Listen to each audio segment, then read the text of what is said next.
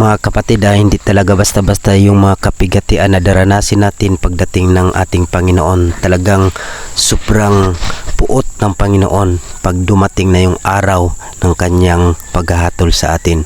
Kung mabasa mo sa Sophonias 1:14-16, kahit yung mga matatapang ay magdadalamhati, iiyak. Ibig sabihin, yung mga matapang na tao, yung may mga kapangyarihan, sila ay iiyak dahil sa kapighatian na darating pagdating ng araw ng Panginoon.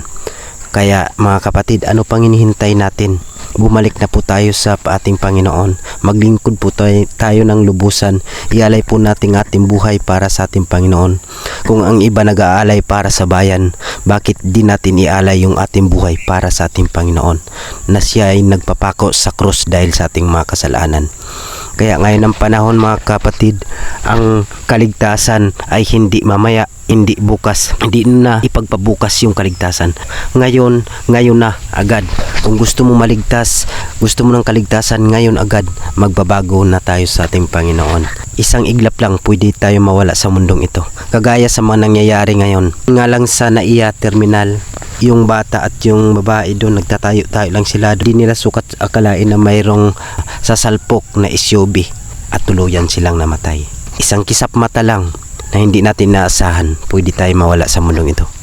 Paano kung hindi tayo nagsisi sa ating mga kasalanan?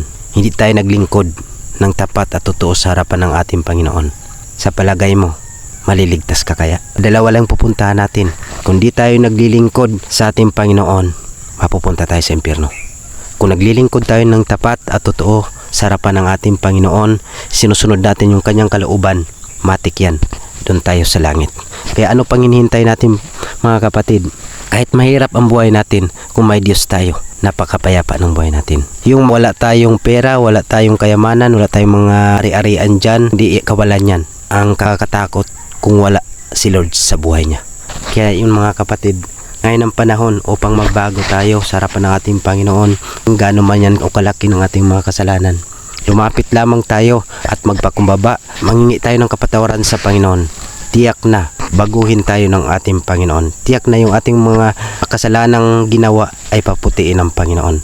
Kaya mga kapatid, lagi kong pabalik-balik na sinasabi na magbalik loob tayo sa Panginoon. Magbago na tayo ng landas at luwalhatiin natin ang ating Panginoon dun sa langit. Okay, maraming salamat mga kapatid. Kung nagustuhan mo ang video na to, isang like, share naman dyan para may palaganap natin ang salita ng Diyos. Hindi lang pastor o si brother, si sister ang mag-ngaral ng salita ng Diyos, kundi tayong lahat mangaral tayo ng salita ng Diyos. Mas lalo ngayon na malapit ng ating Panginoon.